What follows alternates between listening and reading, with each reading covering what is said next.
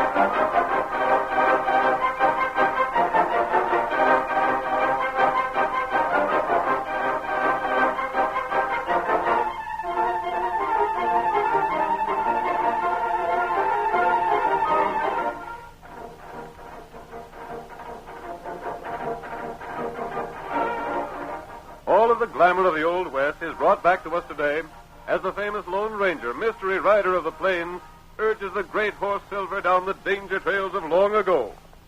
Listen to the tattoo of those silver-shod hoofs. The Lone Ranger rides again. Come on, Silver, old boy! That's it, old fellow! Run as you've never run before! We're needed on the trail ahead! Hi-yo, Silver!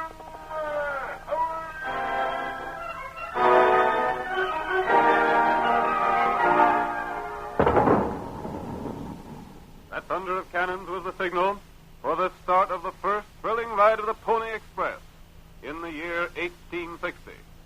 The route extended from Missouri to California. For 2 years, the most highly skilled young horsemen and the fastest mounts carried the mail across the country in record time. 24 hours a day, the Pony Riders urged their fleet little horses along the trail at top speed. Stations were established every few miles to furnish fresh horses for the racing riders. Our story begins as we see a foam-flecked horse pull to a stop at the end of his run. There he is, just on time. Slap that saddle on a fresh horse and let me be on my way. I'm out to make a record. Bill Cody just passed here in the eastbound I'll run. beat his time if I have to break my neck trying. Want some hot coffee? Not this time. Hurry up with that saddle. Cinch it up tight. I got some important papers this trip. Yeah? What are they? I don't know. Something for Silver Gulch. This particular load's just got to get through fast. Sam takes the mail from you at the next station, don't he? Yeah. What's taking you so long about that horse? Hurry up there. Watch out for engines ahead. I'm watching all the time. Your horse is ready. That's the ticket. Well, I'm on my way. Hup, get along there, boy.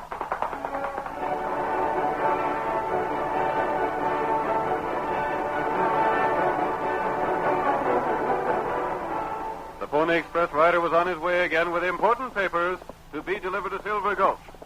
He gave his mount his head and urged him along at its greatest speed in an effort to break the record of another express rider, Bill Cody, later to be known as Buffalo Bill. Then from ambush, a shot rang across the plains.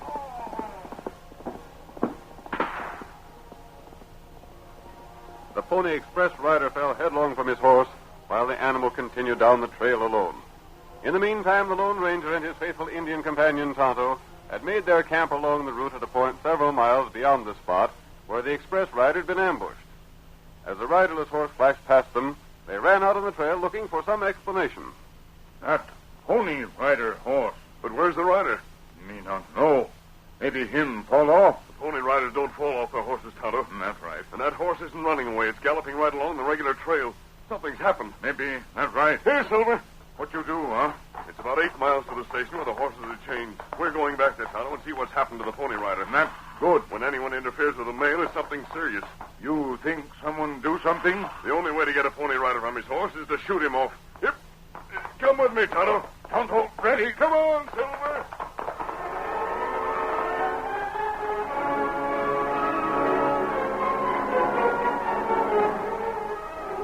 While the Lone Ranger and Tonto rode back to the spot where the express ride had been shot, our scene changes to the town of Silver Gulch. Like so many other towns of the surrounding country, Silver Gulch was situated at the bottom of a steep hill. On the hill itself were two homes, crudely built of logs. In one of the places lived Jim Flood and his wife. Our story continues as Jim says, I can't tell what to do, Ruth. It's the darndest thing I ever seen. Here I am with a fortune in gold right outside a house, and I can't get it. Jim, we waited long enough for that Eastern Company to buy out your claim.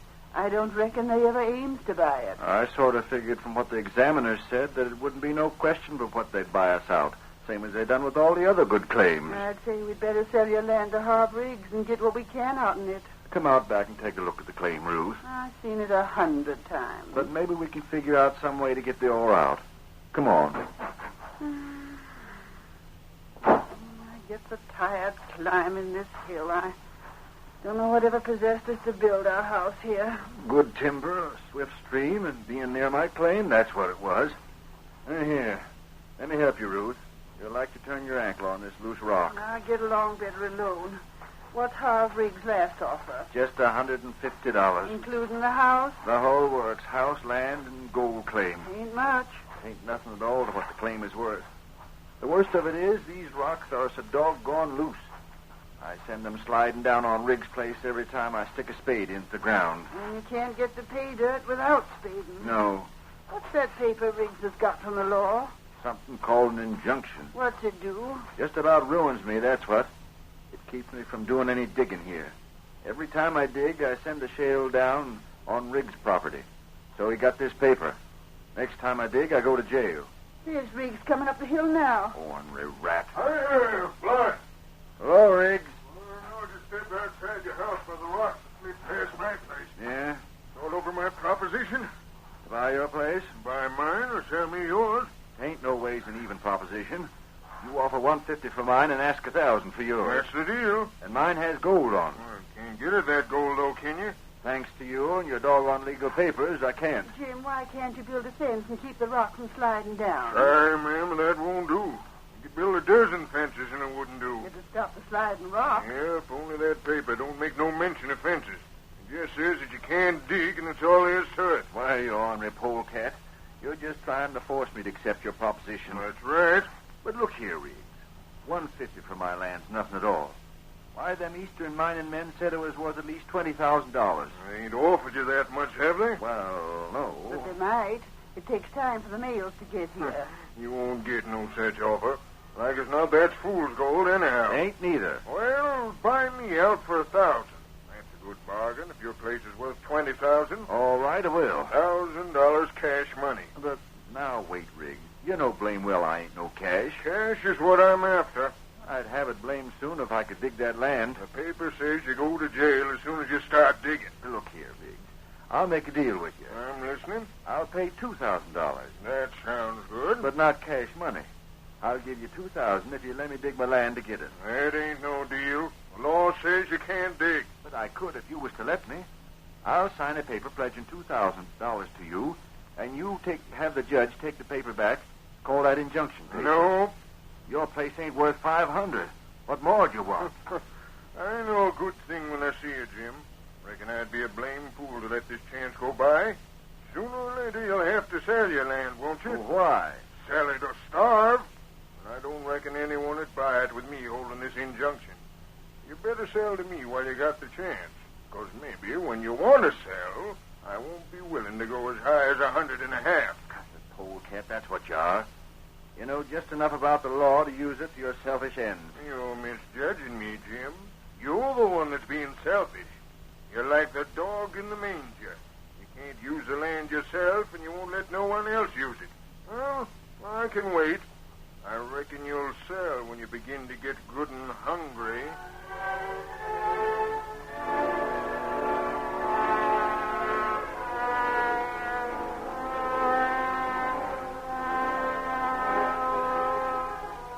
Several days went by.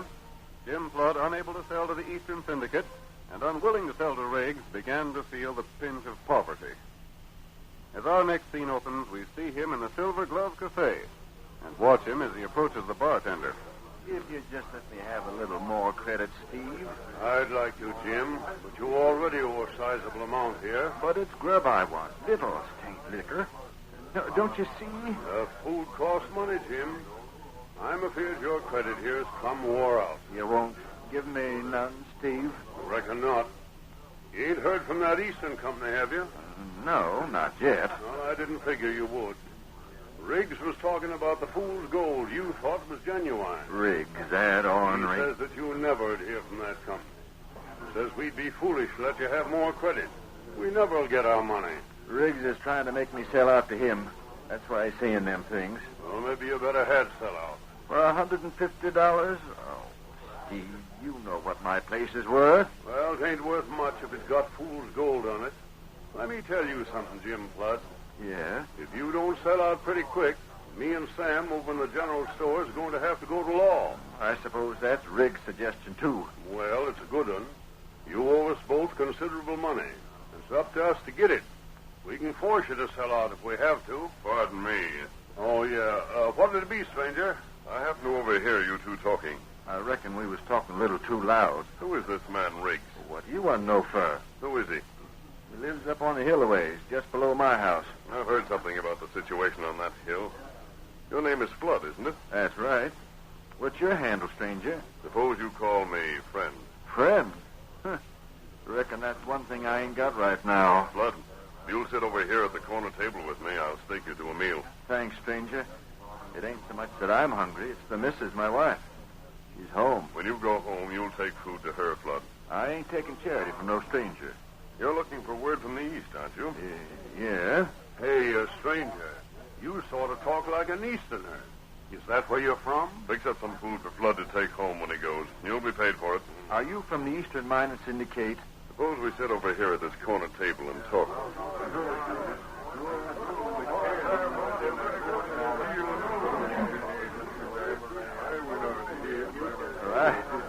I don't know when food ever tasted better, stranger. Tell me more about this letter you've been looking for. Seeing as you ain't from the mining company, I reckon I ain't looking for no letter. Just what was it to be? Well, I reckon there ain't no use talking about it now. I sort of hoped I might get an offer for my land. I can't work it on account of its being on a hill. The stone falls down on Riggs' land. I heard about that. He has an injunction that prevents you from working your land. Yeah, that's right. He wants to buy your place from you. For $150. Huh. That ain't very much, but I expect I'll soon have to sell to him. Suppose the Eastern Company did buy the land. Shucks, they'd be able to rake up the cash and pay Riggs what he wants for his place and work the claim. But you can't pay the cash, huh? Gosh, no. I can't even raise the price of a square meal no more. How'd I ever get $1,000? I'd like to see Harv Riggs. Oh, he'll be coming in here real soon, blowing off his mouth and bragging how he put a slick deal over on me. You just stick around, stranger, and you'll see him.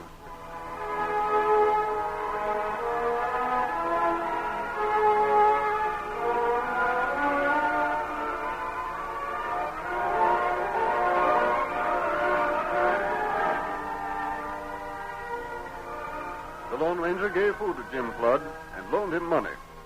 Then, covering his disguised face with his mask, he left town and rode to the small, well-concealed camp where Tonto waited for him. Oh, there, fella. You fine feller? Yes, Tonto. I found Jim Flood in the cafe. Oh. What him like? He's all right, Tonto. And he's up against hard luck, mighty hard. Oh? I also saw Harv Riggs. That good. He came in before I left.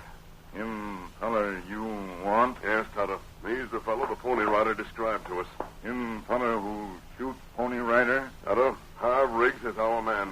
How you prove that? With the Pony Rider dead, I don't see how we can prove that Harv Riggs is the one who stole the mail. Unless we succeed in the plan I have in mind. What? That? The Pony Rider told us Riggs stole one letter from the mailbag. Then him leave Pony Rider. He left the rest of the mail as it was, strapped to the back of the rider. It looked like Indians had done the killing. I think the paper Riggs stole was an offer from the East to buy Jim Flood's claim. What we do? Unless Flood has that paper, he'll sell out for practically nothing. Then Riggs will sell to the Eastern Corporation. I want to find that paper, Tonto. Must be someplace in Harv Riggs' house. You'll have to go there tonight and search the place. Me do. We'll watch. You go in when Riggs leaves. Then when we've got the paper, Tonto, we're going to stake a claim of our own. We'll stake it on that same hill, higher up in Jigden Flood's place.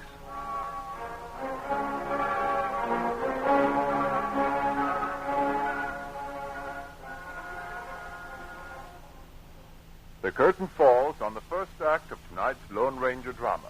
Before the next exciting scene, please permit us to pause for just a few moments.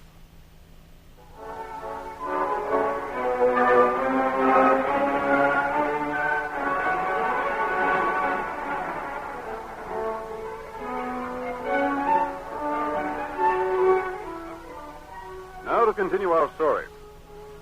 You will recall that in the first act of our Lone Ranger drama, Jim Flood found himself unable to work his mind or sell it because of the opposition of his neighbor.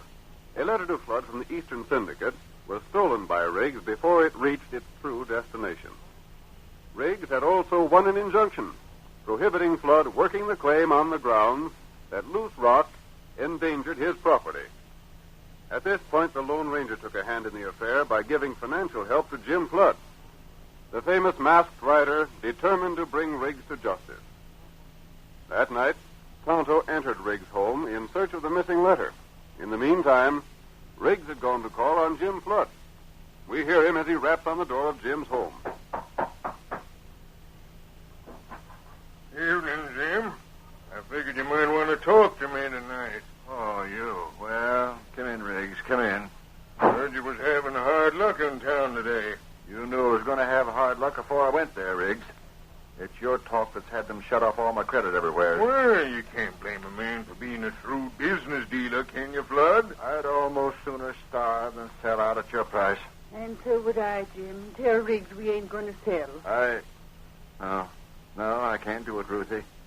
I reckon we ain't no choice but to sell out to this polecat and try and find new diggings somewhere. When them victuals that man from the east brought us is gone, there won't be no more. No money to buy none with. And no credit. $150 is a lot of cash, Jim. Don't you take it, Jim. What'll we do when the 150's gone? We won't have nothing then, not even this house and a claim. I reckon we can find something to do. We'll settle down in the valley. No need to worry, Jim. I'll give you a job working for me. I'll make that part of the deal. I'll pay you $150 cash and give you a job. Now, that's fair enough, ain't it? I reckon so. I guess our dreams of being wealthy won't never be more than dreams, Jim. Some people just ain't cut out for well. That's the way to look at it, Mrs. Flood. Now, here, I got a paper all made out. Bill of sale, it's called. Let me see it. All I got to do is fill in the date. I'll date it for tomorrow, and you just sign it, and I'll hand over the money to you. I sure hate to do this.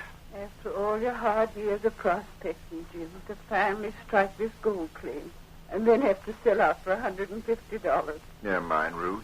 We never had the gold, so we won't miss it. What about that job, Riggs? I'll write it right here on this paper for you. I'll even specify just how much I'm to pay you. Don't be much. I'll vouch for that. It'll be a living wage. You needn't worry.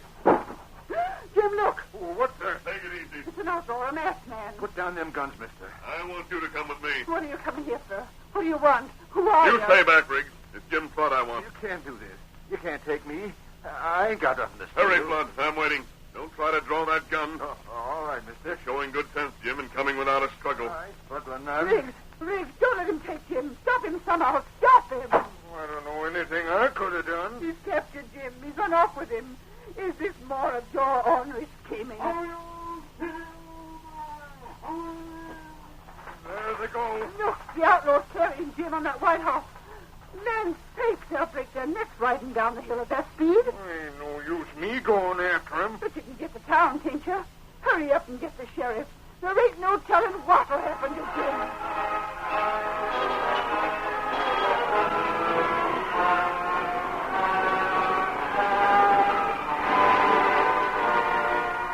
The Lone Ranger made Jim a captive. He took him only far enough from his home to explain a daring plan to the miner. He gave Flood careful instructions before releasing him, then rejoined Tonto. Tonto, did you find the letter Harv Riggs stole?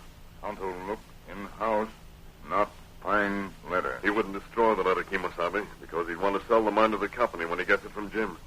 Must be hidden somewhere in his house. Until not find, You searched the house? me not have much time. Search only part of house. He may have the letter in his pocket. We'll go ahead with our plans anyway. I think he'll produce the letter when the time comes. Not good. I told Jim Flood just what he's to do, and he's agreed to do it. Ah, He's on his way to talk to his wife right now. And in a few minutes, I think we'll see them leaving the house.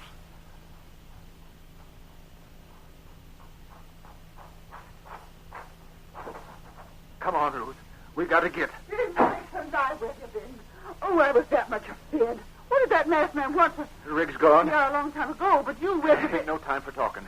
I can't explain things now. We got to travel downhill fast. Don't ask no questions. Just take things to where and come on. But why? Landslide, that's why.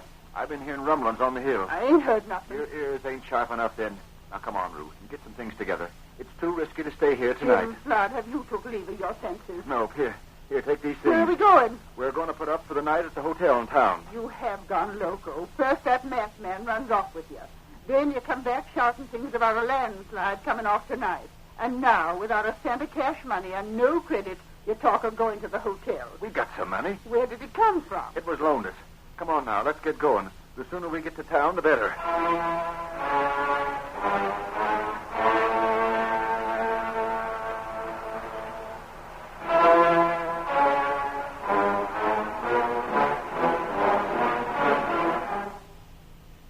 The Lone Ranger and Tonto were outside Jim's home, waiting in the darkness, until the sound of falling stones told them of the departure of Flood and his wife. Then the masked man spoke. They're on their way downhill now, Tonto. Not good. I was afraid Jim wouldn't carry out his part of the plans. Him do it all right. Yes. Here they come. Get back to the side of the trail. We don't want Mrs. Flood to see us and ask a lot of questions. Maybe now. I'll go start uphill, huh? No, not just yet. Wait until they pass by. I still can't see what possesses you to leave the house tonight, Jim Flood. Ruth, some men can tell by feeling inside them when it's going to rain. Some can tell other things. But me, I can tell there's a landslide due before morning, and I'm going to stay on this hill and get catched in it. Well, you can tell a blame sight more than I can. That's all I got to say. Now, Tonto, you start up the hill. Get everything ready. Now wait till Jim Flood gets to town before I ride in with the exciting news. Everyone will laugh at Flood when he tells them there's a landslide due. Maybe them laugh too soon. Yes, they'll be sorry that they laughed.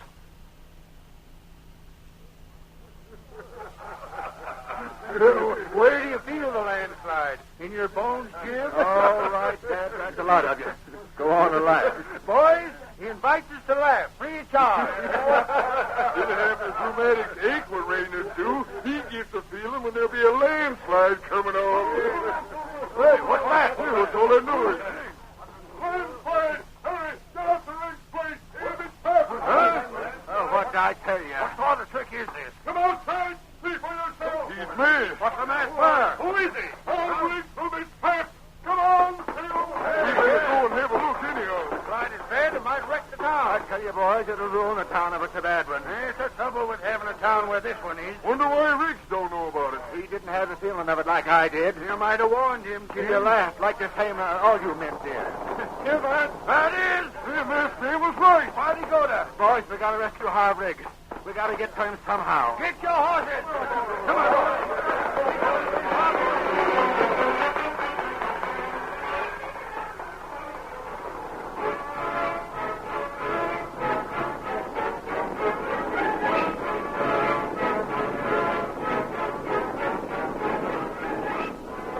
The men of Silver Gulch learned to their alarm that a landslide had actually started.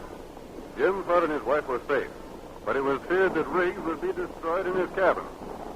And so while rock and shale thundered into the valley, men fought their way upward to rescue him. His door faces the top of the hill, boys. Likely it's been jammed with rocks so you can't get out. Come on, boys. Keep your footing. Riggs is in his house. Come on and help me. There's that masked man. There he is. We're coming, stranger. We're coming. Is Riggs in there? He can't get out. Rocks are piled against the house. Toss them rocks aside, boys. Help! Help! Let me out! Let me out of here! We're here, Riggs. We'll get you out. Hurry! All the house doors in and get those rocks away from the door. That's right. To stop enough now. You're going to be all right, Riggs. Keep them rocks aside. It won't be long now. I guess the worst of the slide's done with. Sounded to me like a blast that started it. Hurry with those rocks. Get me out, boys. In the name of goodness, hurry. Get me out of here. This is downright curious. These rocks don't look like shale that have been broken off. They look like they've been piled here by someone. Never mind thinking too much. Get him to the side. Now we can get out. Oh, God. Oh, thank goodness you come, boys. Couldn't get through the winters, eh? No. I guess the slide is over now anyhow. But your work, men, has just begun. What's Who are you anyhow, stranger? You stand right where you are. I imagine when you thought you'd lose your house with a slide, you hid the most valuable of your possessions on your person. I hope so. Don't make a move. Hey, the stranger's holding a gun on Riggs. What's the big idea, stranger? Listen to me, men. Someone killed the Pony Rider and stole a certain letter from him. What? The rider lived just long enough to describe the killer. He knew the letter was addressed to Jim Flood, and the killer he described was Harv Riggs. He lied. He ain't got no proof. The description of the murderer fits you, Riggs. Since I came here, I found out that you'd have reason to want that letter. I wouldn't. That ain't true. Keep your hands where they are. See here, stranger. You can't talk like Listen to me this. till I finish. The letter to Jim Flood was one he was expecting from an Eastern mining syndicate. I thought I'd get an offer to buy my place, you see, gent. Well, Riggs knowed that. He didn't want me to get that offer. He figured to force me to sell out to him, and then he'd sell to the Eastern people. Well, it's nothing but a pack of lies. It ain't true. It can easily be proved. Riggs, if you didn't steal that letter, you wouldn't have it now. I ain't. Stand still, Riggs. You're going to be searched. I won't submit to this. It's an insult. I'll take you to court. We'll hold court right here. That whole landslide was staged for your benefit. Rocks were piled against your house so you couldn't get out. Take your hands off me. Stand still and let me see about that letter. Here's something. Hold the lantern close here. I don't know nothing about that. I didn't put it there. I don't know how it got in my pocket. Here, Jim, this is yours. My letter, sakes alive. How'd you get it, Riggs, if you didn't do what the masked man said? Jim's blood must have stuck it in my pocket. Boys, this offers me 5,000 cash and half interest in the mine for my claim. I'm going to be rich. You frame me. Shut up, Riggs. Why should Jim Flood try to frame you by putting that letter in your clothes? That letter makes him a rich man. Stranger, we sure want to thank you. Get that masked man. How do you know he ain't the killer? Maybe he's just trying to frame me for what he done. We don't want him, Riggs. We got you.